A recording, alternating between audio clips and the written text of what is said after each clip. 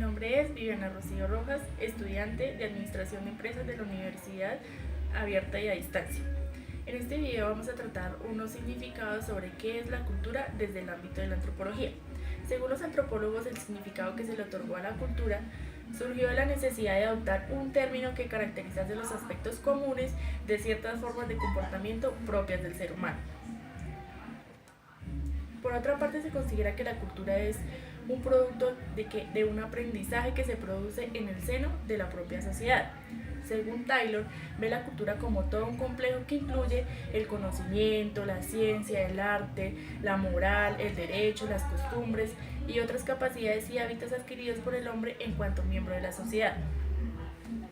Otra definición que viola la cultura desde la antropología es el medio de satisfacer las necesidades básicas y derivadas del hombre y vinculada a las características biológicas y psicológicas de este.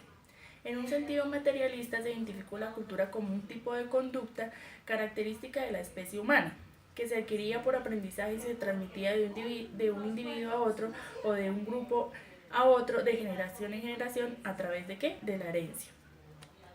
Con el tiempo se dieron cuenta que el individuo solo conocía un segmento de su cultura, por lo tanto consideraron que la cultura no era una conducta aprendida, sino una abstracción de la conducta, de tal forma que suponían que la cultura solo existía en el intelecto. Es aquí que a este grupo lo llamaron los mentalistas.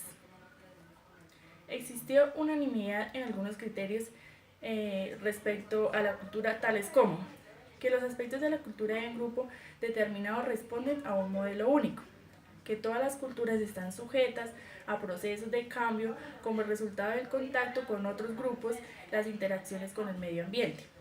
La vida social se desarrolla dentro del grupo y que cada cultura se transmite de generación en generación.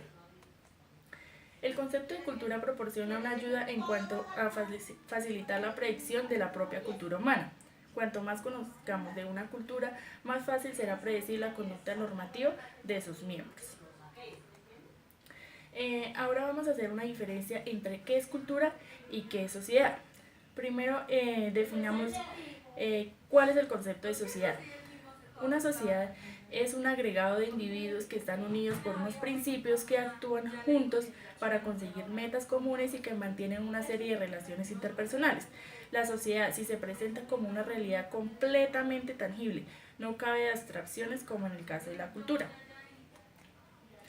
Partiendo de los conceptos de qué es cultura y qué es sociedad, decimos que la cultura es el modo de vida de un pueblo y sociedad es el agregado de individuos que siguen un mismo modo de vida. La sociedad está compuesta por entes y la forma en que se comportan es su propia cultura. ¿Qué es enculturación? Enculturación es el aprendizaje consciente como inconsciente por el que las generaciones más jóvenes adquieren los conocimientos sociales y los modos de comportamiento de las generaciones mayores. Todas las personas integradas en una sociedad experimentan la enculturación. Principalmente en la infancia es cuando se aprenden los comportamientos esenciales como los modos de comer, hablar, dormir, lo del aseo personal, aunque este proceso no termina en la niñez, sino que continúa en la etapa adulta del ser humano. ¿Qué es el relativismo cultural?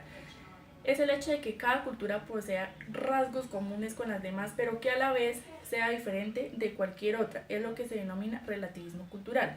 El relativismo cultural supone que cada pauta cultural es tan digna de respeto y válida como las demás. Ejemplo, cuando estamos de visita, seguir las normas de la casa que visitamos, aunque sean distintas a las que rigen en nuestra propia casa.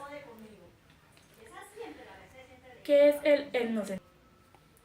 El etnocentrismo es la costumbre de juzgar de forma poco crítica el comportamiento de otros seres humanos, de acuerdo con el conjunto de normas de la propia cultura.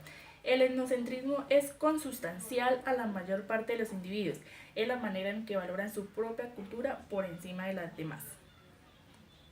Muchas gracias.